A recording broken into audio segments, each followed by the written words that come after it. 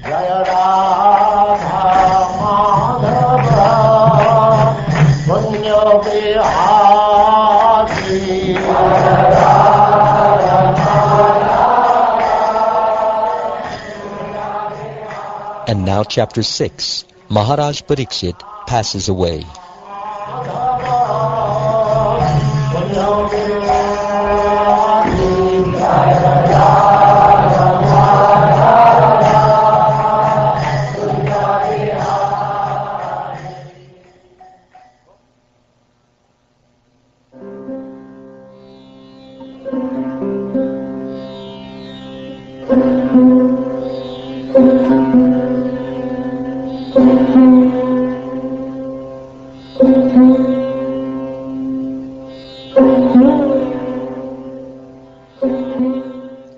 Sutta Goswami said, after hearing all that was narrated to him by the self-realized and equipoised Shukdeva, the son of Vyasadeva, Maharaj Pariksit humbly approached his lotus feet. Bowing his head down upon the sage's feet, the king, who had lived his entire life under the protection of Lord Vishnu, folded his hands in supplication and spoke as follows. He said, I have now achieved the purpose of my life, because a great and merciful soul like you has shown such kindness to me. You have personally spoken to me this narration of the Supreme Personality of Godhead, Hari, who is without beginning or end. I do not consider it at all amazing that great souls, such as yourself, whose minds are always absorbed in the infallible personality of Godhead, show mercy to the foolish conditioned souls, tormented as we are by the problems of material life. I have heard from you this Srimad Bhagavatam, which is the perfect summary of all the Puranas, and which perfectly describes the Supreme Lord Uttama Shloka. My Lord, I now have no fear of Takshaka, or any other living being, or even of repeated deaths, because I have absorbed myself in that purely spiritual absolute truth which you have revealed and which destroys all fear. O Brahman, please give me permission to resign my speech and the functions of all my senses unto Lord Adhoksaja. Allow me to absorb my mind, purified of lusty desires, within him, and to thus give up my life. You have revealed to me that which is most auspicious, the supreme personal feature of the Lord. I am now fixed in knowledge and self-realization, and my ignorance has been eradicated.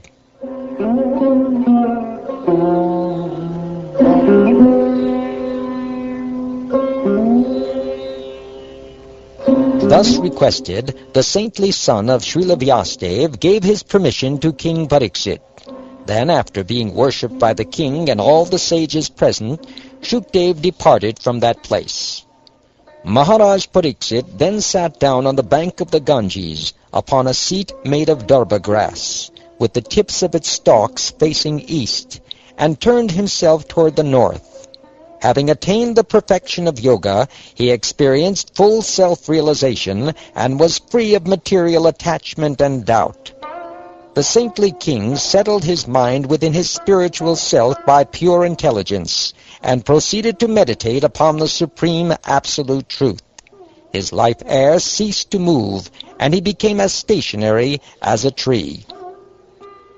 O learned Brahmins, the snake-bird Takshaka, who had been sent by the angry son of a Brahmin, was going toward the king to kill him when he saw Kashyapa Muni on the path.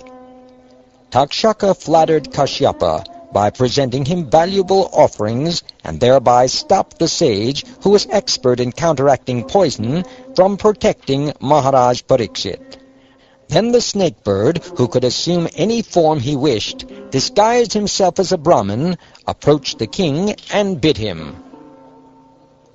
While living beings all over the universe looked on, the body of the great self-realized saint among kings was immediately burned to ashes by the fire of the snake's poison.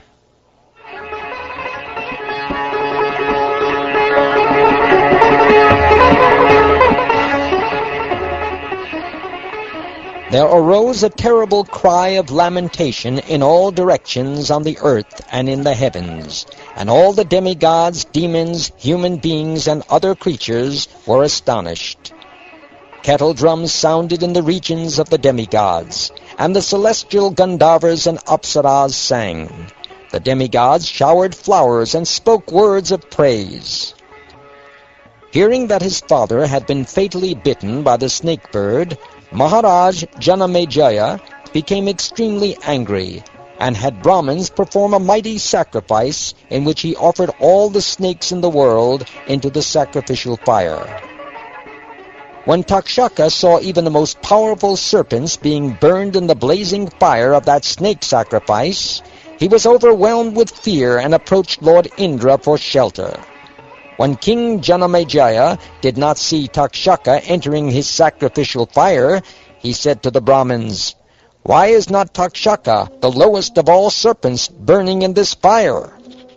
The Brahmins replied, "O best of kings, the snake Takshaka has not fallen into the fire because he is being protected by Indra, whom he has approached for shelter. Indra is holding him back from the fire." The intelligent king Janamejaya, hearing these words, replied to the priests, "Then, my dear Brahmins, why not make Takshaka fall into the fire along with his protector, Indra?" Hearing this, the priests then chanted the mantra for offering Takshaka, together with Indra, as an oblation into the sacrificial fire. "O Takshaka, fall immediately into this fire, together with Indra and his entire host of demigods." When Lord Indra, along with his airplane and Takshaka, was suddenly thrown from his position by these insulting words of the Brahmins, he became very disturbed. Brihaspati, the son of Angira Muni, seeing Indra falling from the sky in his airplane along with Takshaka, approached King Janamejaya and spoke to him as follows: "O king among men, it is not fitting that this king of snakes meet death at your hands, for he has drunk the nectar of the immortal demigods. Consequently, he is not subject to the ordinary symptoms of old age and death. The life and death of an embodied soul and his destination in the next life are all caused by himself through his own activity. Therefore, O king, no other agent is actually responsible for creating one's happiness and distress. When a conditioned soul is killed by snakes, thieves, fire, lightning, hunger, disease, or anything else, he is experiencing the reaction to his own past work. Therefore, my dear king, please stop this sacrificial performance, which was initiated with the intent of doing harm to others. Many innocent snakes have already been burned to death. Indeed, all persons must suffer the unforeseen consequences of their past activities."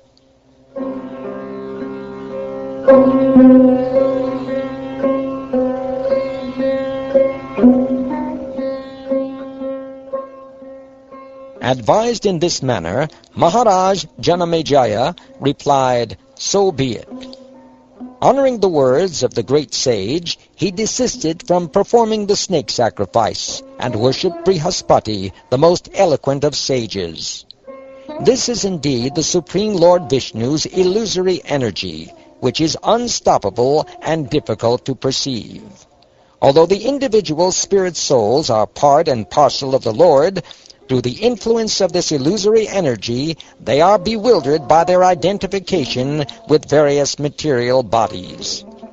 But there exists a supreme reality in which the illusory energy cannot fearlessly dominate, thinking, "I can control this person because he is deceitful." In that highest reality, there are no illusory argumentative philosophies. Rather, there, the true students of spiritual science constantly engage in authorized spiritual investigation. In that supreme reality, there is no manifestation of the material mind, which functions in terms of alternating decision and doubt. Created material products, their subtle causes, and the goals of enjoyment attained by their utilization do not exist there. Furthermore, In that supreme reality, there is no conditioned spirit, covered by the false ego and the three modes of nature. That reality excludes everything limited or limiting. One who is wise should therefore stop the waves of material life and enjoy within that supreme truth. Those who desire to give up all that is not essentially real move systematically, by negative discrimination of the extraneous, to the supreme position of Lord Vishnu. Giving up petty materialism, they offer their love exclusively to the absolute truth within their hearts, and embrace that highest truth in fixed meditation. Such devotees come to understand the supreme transcendental situation of the personality of Godhead, Lord Vishnu, because they are no longer polluted by the concepts of I and my, which are based on the body and home. One should tolerate all insults and never fail to show proper respect to any person. Avoiding identification with the material body, one should not create enmity with anyone. I offer my obeisances to the Supreme Personality of Godhead, the invincible Lord Sri Krishna. Simply by meditating upon his lotus feet, I have been able to study and appreciate this great literature.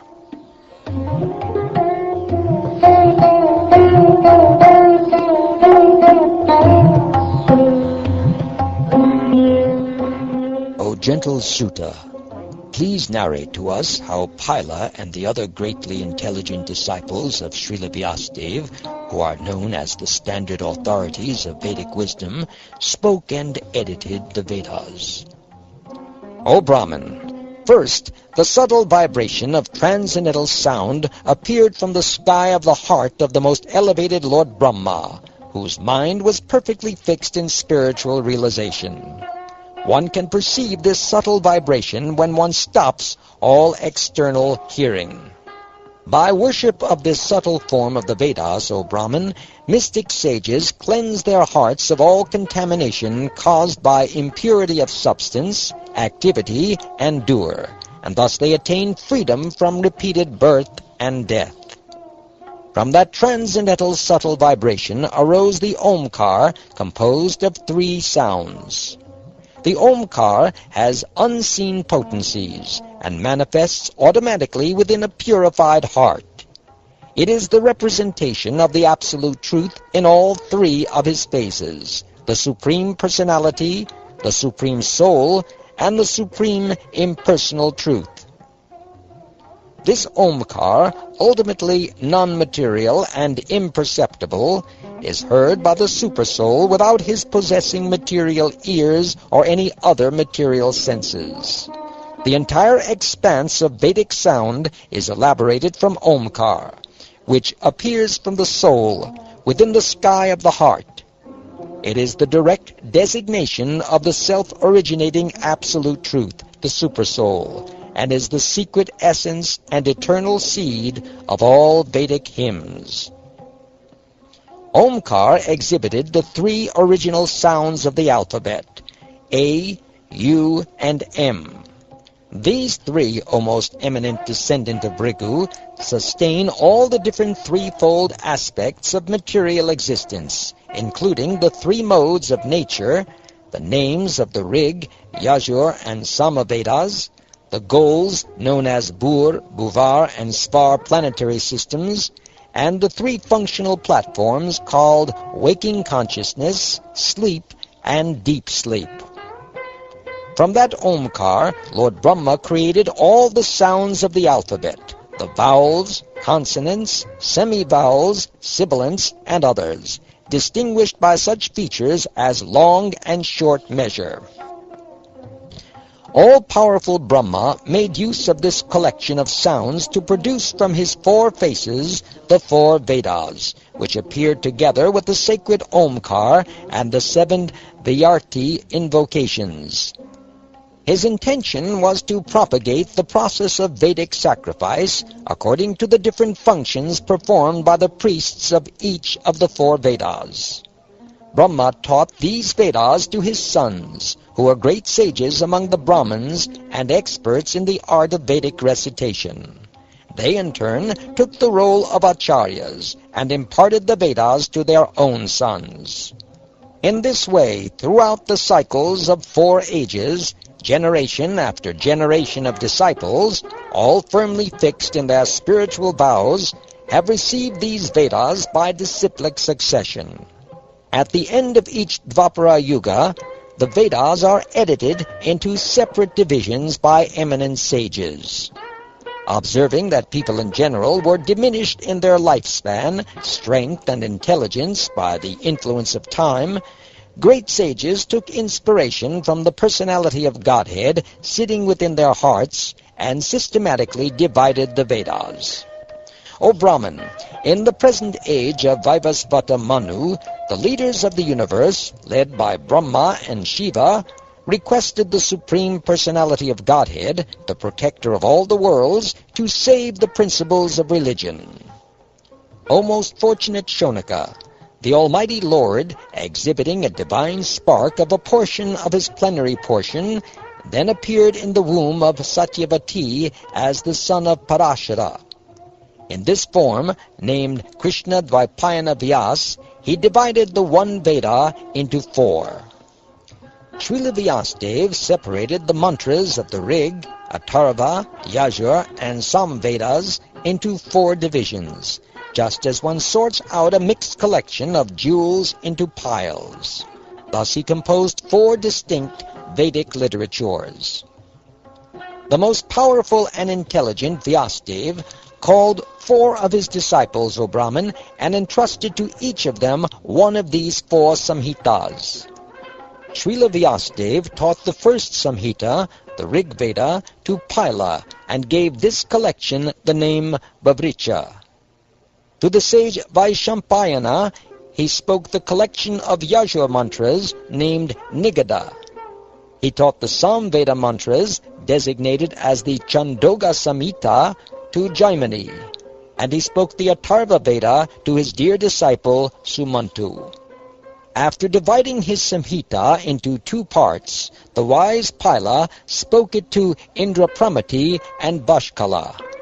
Bashkala further divided his collection into 4 parts, O Bhargava, and instructed them to his disciples Bodhya, Yajnavalkya, Parashara, and Agnimitra. Indrapramati, the self-controlled sage, taught his Samhita to the learned mystic Mandukya, whose disciple Devamitra later passed down the divisions of the Rig Veda to Sobhari and others. The son of Mandukya, named Shakalya, divided his own collection into 5, entrusting 1 subdivision each to Vatsya, Mudgala, Shaliya, Gokhalya, and Shishira. The sage Jatukarnya was also a disciple of Shakalya, and after dividing the Samhita he received from Shakalya into 3 parts, he added a 4th section, a Vedic glossary. He taught one of these parts to each of 4 disciples, Balaka, the second Pila, Jabala, and Viraja. Bashkali assembled the Valakilya Samhita, a collection from all the branches of the Rig Veda. This collection was received by Valayani, Bhajya, and Kashara. Thus these various Samhitas of the Rig Veda were maintained through disciplic succession by these saintly Brahmins. Simply by hearing of this distribution of the Vedic hymns, one will be freed from all sins.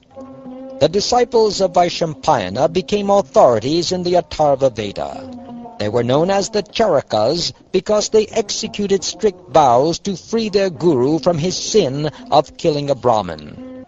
Once, Yajnavalkya, one of the disciples of Vaishampayana, said, "O Master, how much benefit will be derived from the feeble endeavors of these weak disciples of yours? I will personally perform some outstanding penance." Addressed thus, the spiritual master, Vaishampayana, became angry and said, "Go away from here. Enough of you, O disciple who insults Brahmins. Furthermore, you must immediately give back everything I have taught you." Yajnavalkya, the son of Devarata, then vomited the mantras of the Yajurveda and went away from there. The assembled disciples, looking greedily upon these Yajur hymns, assumed the form of partridges and picked them all up. These divisions of the Yajurveda therefore became known as the most beautiful Taittiriya Samhita, the hymns collected by partridges or Titara. My dear Brahmin Shonika, Yajnavalkya then desired to find out new Yajur mantras unknown to even his spiritual master. With this in mind, he offered attentive worship to the powerful Lord of the Sun. Sri Yajnavalkya said, I offer my respectful obeisances to the Supreme Personality of Godhead appearing as the Sun. You are present as the controller of the four kinds of living entities, beginning from Brahma and extending down to the blades of grass.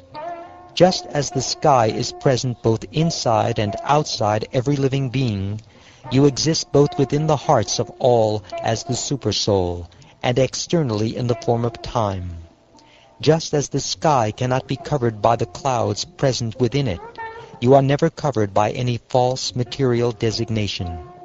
By the flow of years, which are made up of the tiny fragments of time called kshanas, labhas, and nimeshas, you alone maintain this world, drying up the waters and giving them back as rain.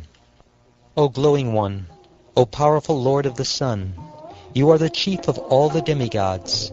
I meditate with careful attention on your fiery globe, because for those who offer prayers to you 3 times daily, according to the Vedic method passed down through authorized disciplic succession, you burn away all sinful activities, all consequent suffering, and even the original seed of desire.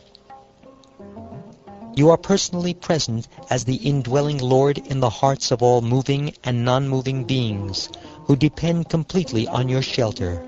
Indeed, you animate their material minds, senses, and vital airs to act. The world has been seized and swallowed by the python of darkness in its horrible mouth, and has become unconscious, as if dead. But mercifully glancing upon the sleeping people of the world, you raise them up with the gift of sight. Thus you are most magnanimous.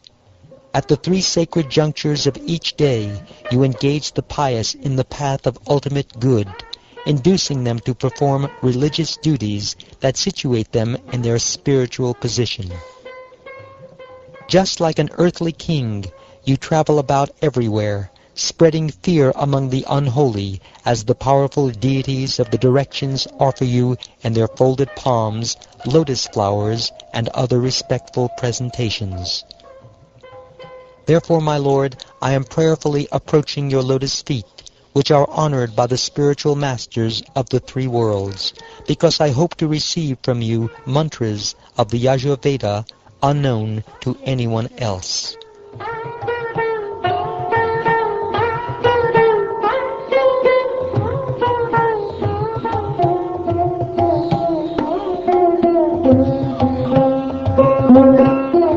Satisfied by such glorification, the powerful sun god assumed the form of a horse and presented to the sage Yajnavalkya Yajur mantras previously unknown in human society.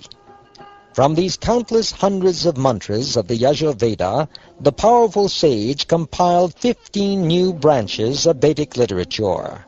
These became known as the Vajrasaneya Samhita, because they were produced from the hairs of the horse's mane, and they were accepted in disciplic succession by the followers of Kanva, Madhyandina, and other rishis. Jaimini Rishi, the authority of the Samveda, had a son named Sumantu, and the son of Sumantu was Sudvan.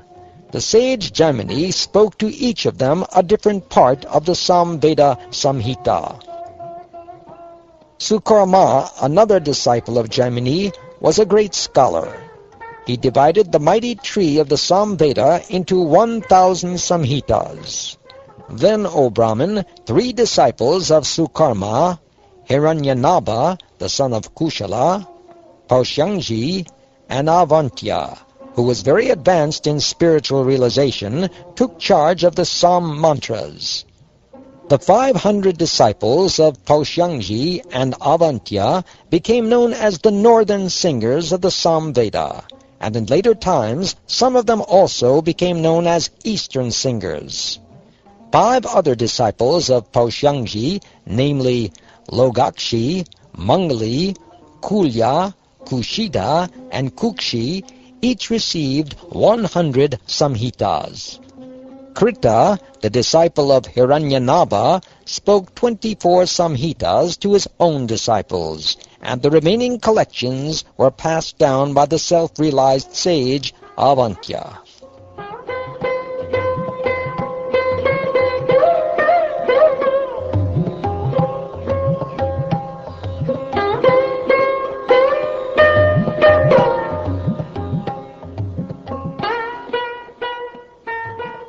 Thus ends the 6th chapter of the 12th canto of the Srimad Bhagavatam, entitled Maharaja Pariksit Passes Away.